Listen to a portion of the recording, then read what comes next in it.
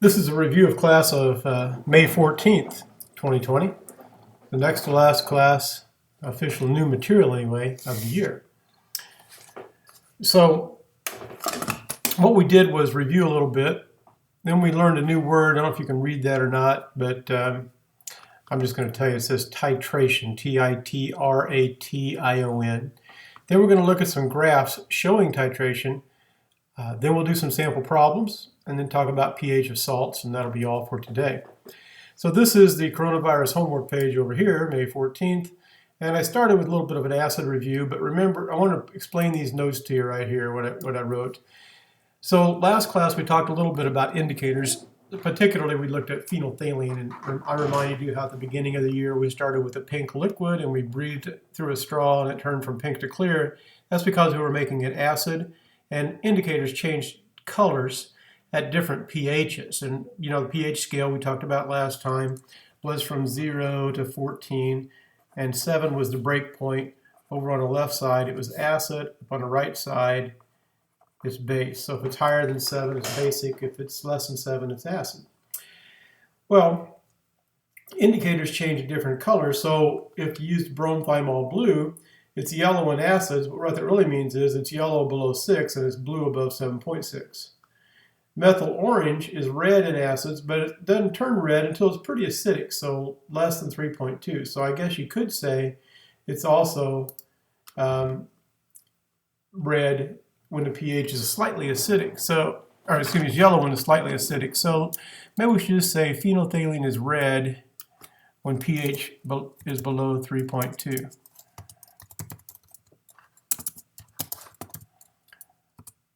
All right. Oops. Below has a W there instead of a 2, I guess. There we go. And litmus is red in acids. It's red below 7, and it's blue above 7. And phenolphthalein is clear in acids, but it turns pink at a pH of 8. And a pH of 8, remember, a pH of 8 is really what? So since pH is the negative logarithm of the hydrogen ion concentration, when the pH is 7, the concentration of the hydroxide, excuse me, the hydronium ion, when the pH is 7, it is 0.000001. When a pH is 8, then the hydronium ion concentration is 0.000001. So there's not much difference in a pH of 7 and a pH of 8, which makes phenolphthalein a good indicator to use when you're titrating either a strong acid and a strong base, or a strong base and a weak acid. All right, so let's take a look at what titration actually is. Oh, before we do that, so this is a little quiz. I'm not going to do the whole thing with you, but I just wanted to show you. I'd like for you to do this and just do a little bit of review before we actually begin this unit.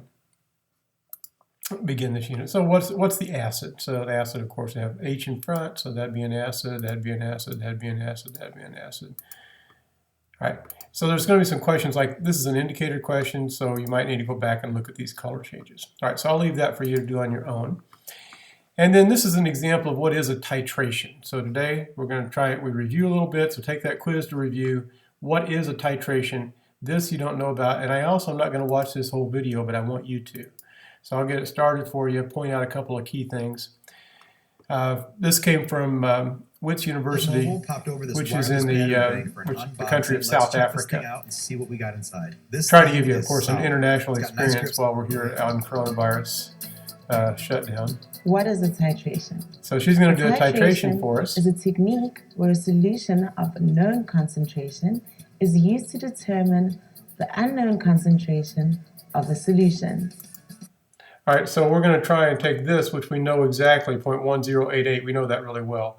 We're going to try and figure out what the concentration of the HCl is. We know it's about 0.1, approximately. All right, so that's the framework of it. Usually, the solution of known concentration, or titrant, is added from a burette to a known quantity of the anode. Burette is spelled B-U-R-E-T, and that's something we have not used in our class. We would have been using it this quarter had we been in school this quarter. Light. the unknown solution. You might also notice titrant is the stuff that's in the burette. In this case, it's going to be the NaOH. The analyte, or the thing you're analyzing, would be the HCl solution, and that's what we had marked over here as about 0.1, remember? It was about 0.1. All right, so I won't take time to get too involved in this. Very accurate, precise results. Here is a step-by-step procedure required for performing the first step thermal 3, process. shoot, overshot that. The meniscus step-by-step procedure required for I'll let her performing proceed. successful titrations. The burette has now been cleaned and prepared as shown in the previous videos. The meniscus is level with any graduation mark on the burette between 0 and 2. Meniscus is this curve right here. Remember, you always read the bottom of that curve. There, so that's, you're going to need to get close, and you're going to estimate 1 digit, because remember, when taking readings, it's always okay to estimate 1 digit. We learned that back in August. 2 milliliters. The initial reading will be recorded, remembering to do it. Okay, so we're going to do a rough titration, and what that means is we're just running the base down in there until we see a color change. Then we make a record of about how many milliliters we ran in before the color changed.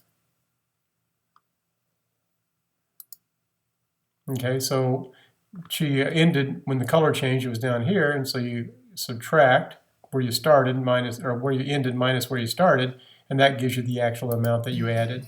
The burette will then be refilled. Initial readings recorded in the solution in the conical flasks. Notice this thing she's using here is called a pipette. She'll call it a pipette, and it is calibrated to be exactly the quantity that's on the pipette. So you can get a 5 milliliter or a 1 milliliter or a 50 milliliter, but every one of them is calibrated exactly. And there's a little bitty line here, kind of like I've shown you a volumetric flask before where there's a little hairline, and each flask is calibrated exactly to be that volume. So that's what this is, a pipette. Prepared in preparation for the next titration. She was putting acid in the flask. The next titration will be done carefully to ensure that the endpoint is not missed. I'm going to let you watch this. Bottom line is she wants to get it so that this color stays. At that point, she's at the end of the titration. The end point is a point at which you stop the titration, and you want to get the end point to be equivalent, also the equivalence point, which means that the acid and the base are equivalent stoichiometrically. So if it's a 1-to-1 ratio, they're equal to each other. If it's a 1-to-2 ratio, you'll have twice as much of one as the other. But the point is the reaction is completely finished at that instant. All right, so I'll let you watch that video. Now I'm going to flip over to a couple of graphs here. So here's a graph, and the end point is this point right here, which is the middle of that steep slope. Now this is the actual graph that I've made in a previous class, and so I'm going to just run it for a minute so you can kind of see what it would look like at its forming. This is actually the titration of a weak acid. This is acetic acid, and acetic acid is weak. Remember, we talked about strong versus weak last class. So acetic acid is HC2H3O2. This is the hydrogen that comes off, and so the difference between 2 and 1 is 1. The difference needs to be 2 or more for it to be strong. So this is a weak acid. Okay, so you can see the line is forming. I'm not going to wait all these 3 minutes while we're in this video, so I'll just take it a little further and show you what it looks like at the end. So at the end, that's what you get to. All right, so you come across, we're adding NaOH. This is one I did just to demonstrate what the curve is going to look like. And I did this in a different year, in a different class, and this is all I had on my computer stored. So this particular label should be volume, and we would read the volume off of the x-axis at that point, and that would be the volume of base that it took to neutralize the acid. Okay, so that one is the titration of acetic acid. I'm also going to show you what hydrochloric acid looks like. Or I can see what I got. Here we go. Okay, so this one is hydrochloric acid. And this one's a lot faster. So you're going to hit a point where you have a near vertical line measuring pH, and the equivalence point is right in the middle of that vertical line. I want to point out that in this graph where I have HCl, HCl is one of the 3 strong binary acids from the other day. So where you have HCl titrated with NaOH, I want you to notice that the pH of the end point right here is 7. So you go 6, 7, 8, and right here is 7 at the end point. Now if we go back to the other graph, looks like that. Here's the end point. See that little cursor? If you look over here, you can see there's our end point, and the pH is about 9. So it's a big deal that the end point is at different places. So here's the chemical equations. You have HCl plus NaOH in the first graph. So that's going to make NaC2H3O2 plus water. Here you have HCl. Oh shoot, I messed that up. That's not HCl, that's HC2H3O2. I'm not going to re-record this, so you're going to have to live with that mistake. Sorry about that. So we used HC2H3O2, that's that, plus NaOH makes sodium acetate plus water. Down here we have HCl plus NaOH, and this time you get NaCl plus water. Okay, so there's our 2 equations. This is a weak acid, this is a strong acid. The pH of this salt, remember acids plus bases make salt plus water.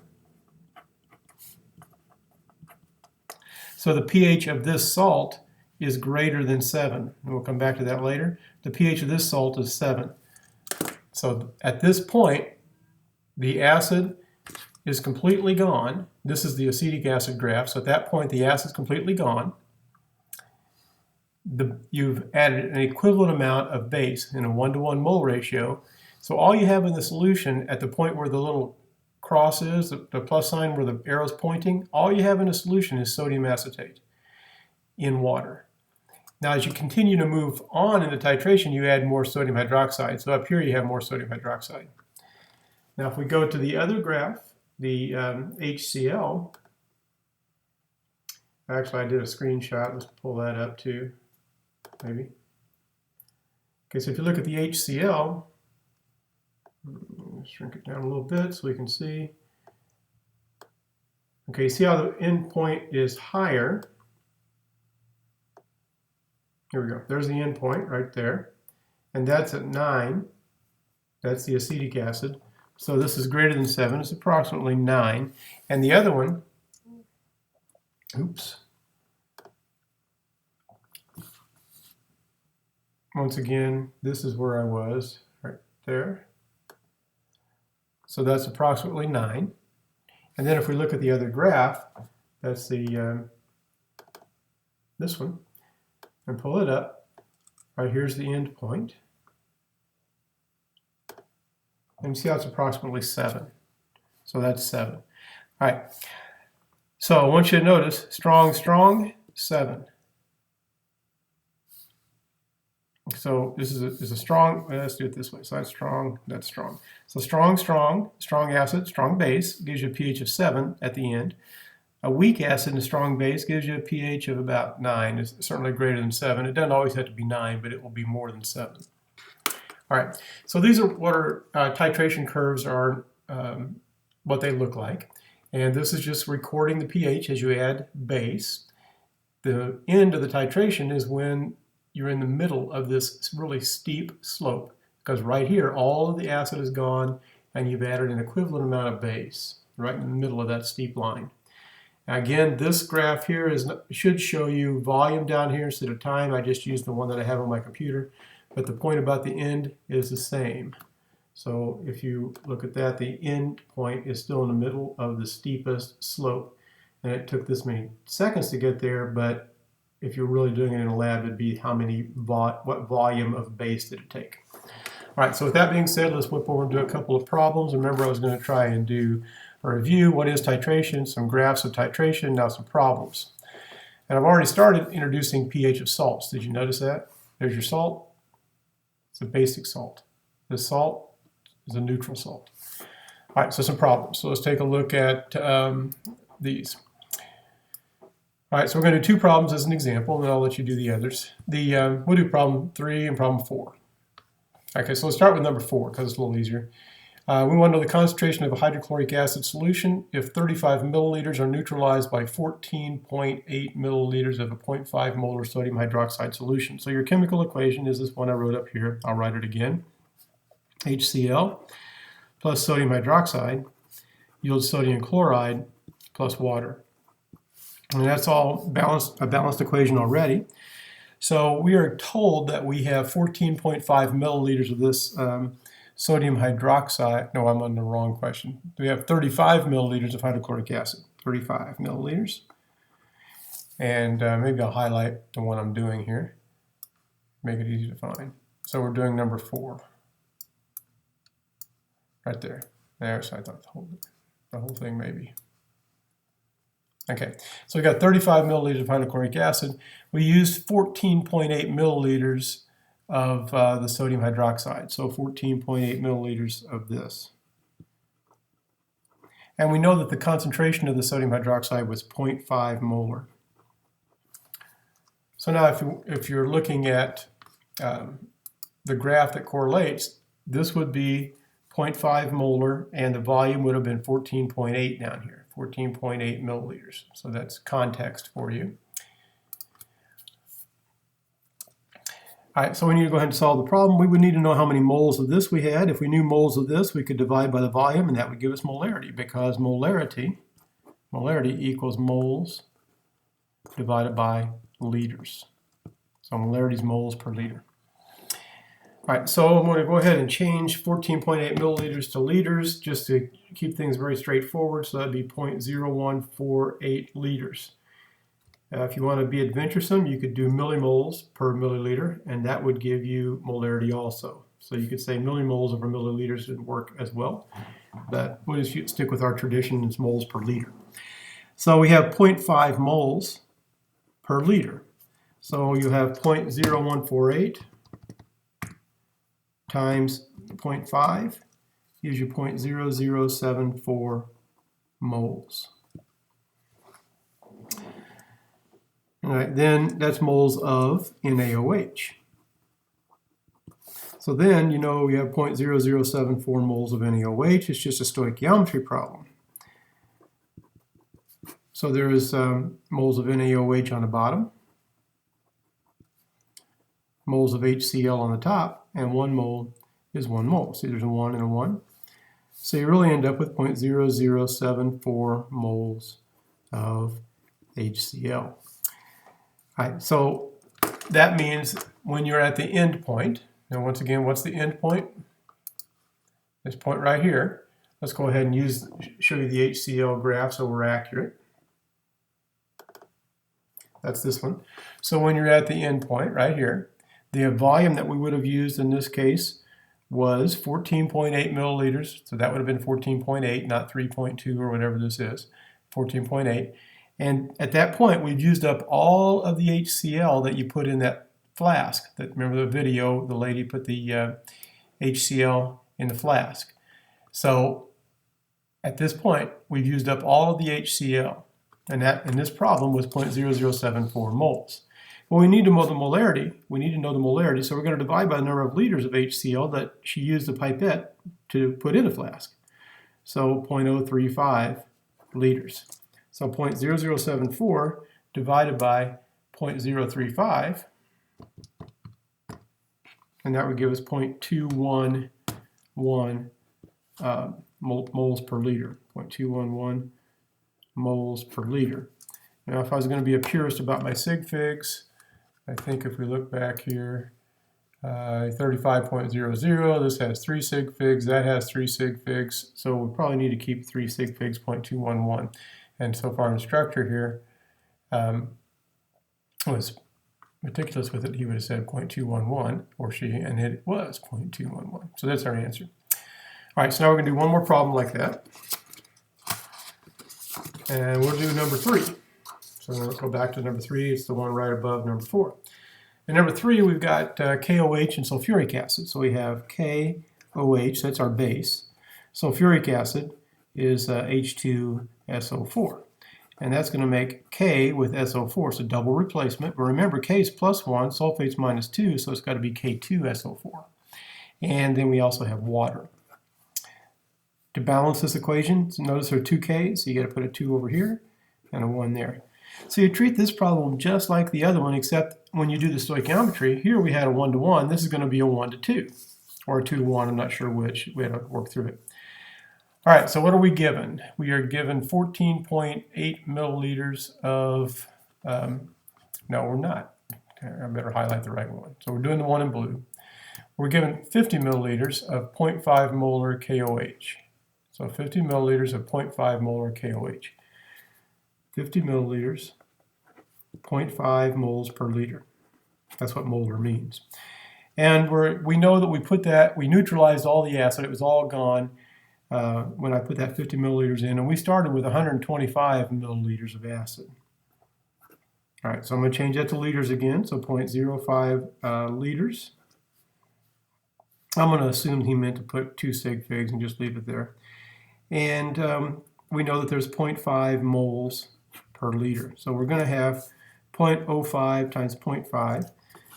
So you work that on your calculator, 0.05 times 0.5.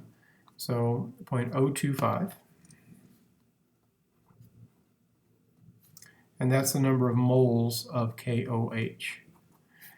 So 0.025 moles of KOH.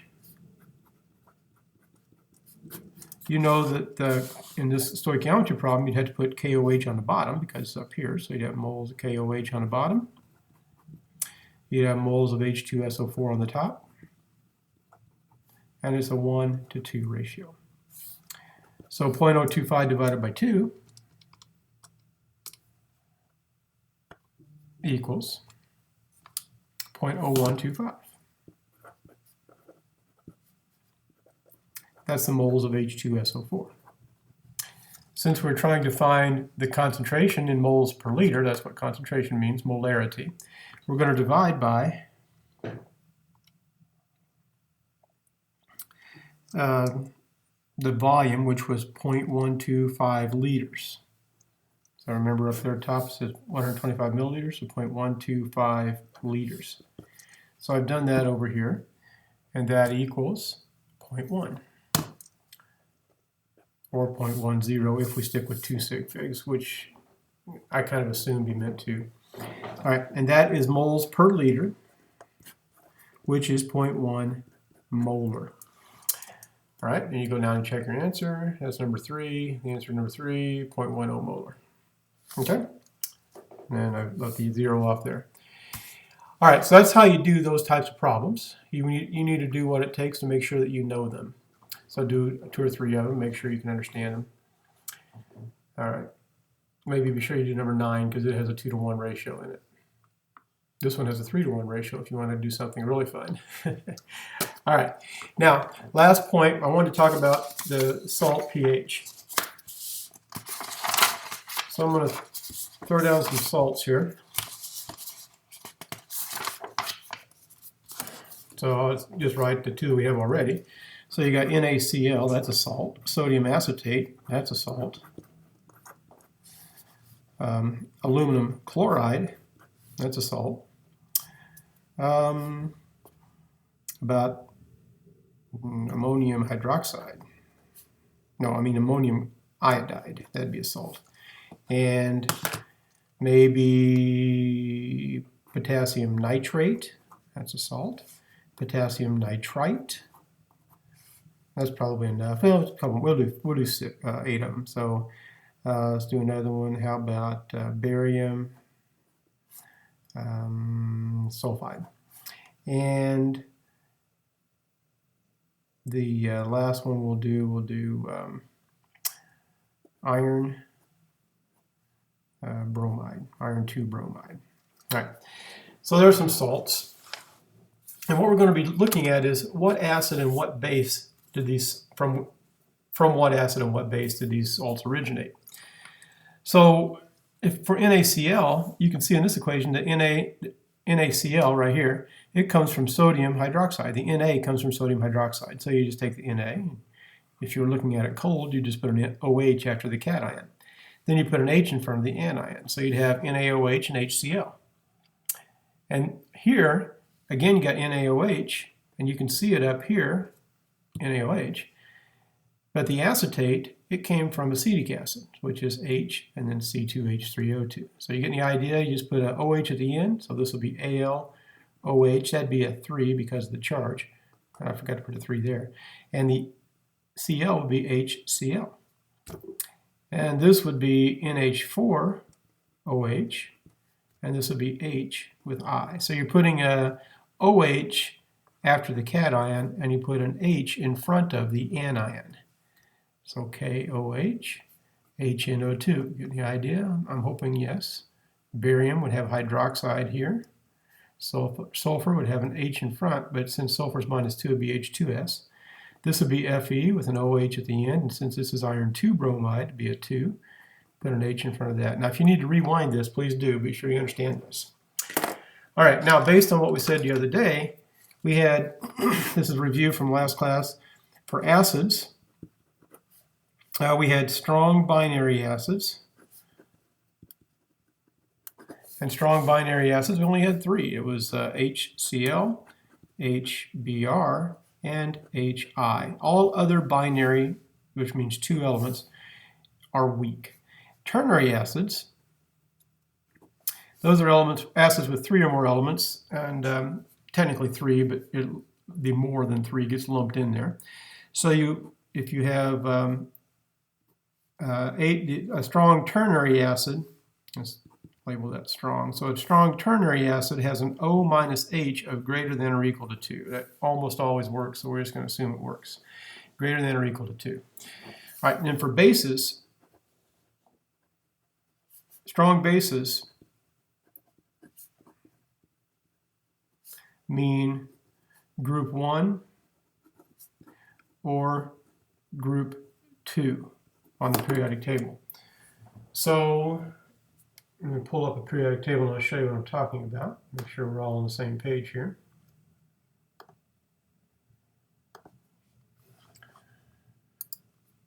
So here's a periodic table, and if you look here, this is what I'm talking about is group 1 and group 2. These make strong bases, not hydrogen, but because hydrogen hydroxide is water, but lithium hydroxide, sodium hydroxide, magnesium hydroxide. The only exception to that is beryllium. So I'm going to say except Be. So beryllium is a weak base, but all the other ones are strong. All right, so group 1 and group 2 bases are strong. Now let's go back over to the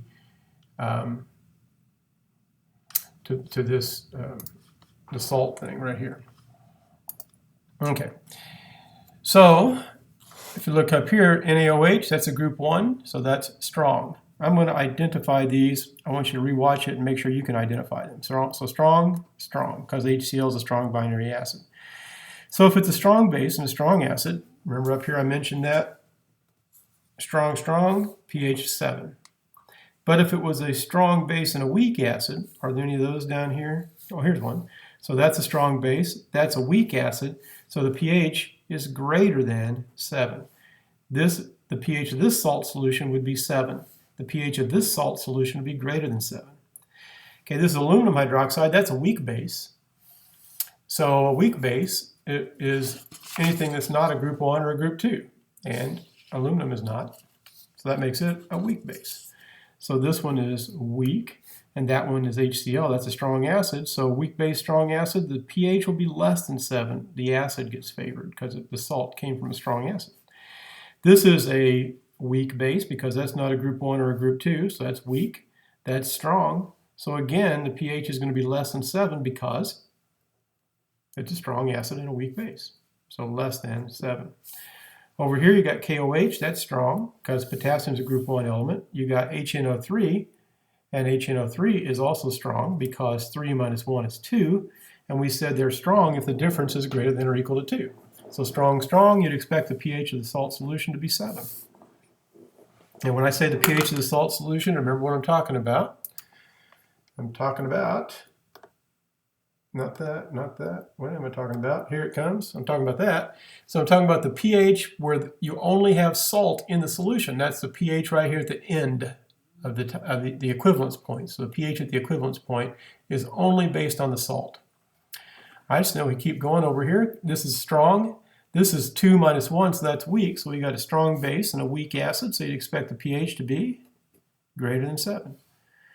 Here you got a strong base, and this is a binary acid, but it's not one of these three. So strong base, weak acid, pH greater than 7. Here you got iron hydroxide. Iron hydroxide is not a strong base, it's a weak base, and that's a strong acid, so the pH should be less than 7. All right, so tomorrow we'll meet at 9:30, and I'm hoping that we can get a better understanding of why these things are strong, or why the pHs are not always 7. So this is more about what. This is how to recognize if the pH is greater than 7 or less than 7, but tomorrow I'd like to learn a little bit about why and get into kind of what is some of my favorite stuff to do in chemistry, but it always comes at the end of the year and we're rushing to get it in. But still, we'll give it a shot. So that's tomorrow. All right, quick review of today. So what did we say? We said we talked about what titration is. Remember that for this review video, I want you to do that quiz. For titration, I want you to watch the video from the presenter in South Africa, that was at Wits University. Be sure you understand the graphs as they tie into what she was doing. So she was titrating, but she didn't graph it. I'm just showing you what the graphs look like when you make them. Then we did some problems which are called titration problems or neutralization problems, and then we learned a little bit about pH of salts. So that's what I tried to get through in this video, which I'm afraid has gotten kind of long, so I'm going to end it here.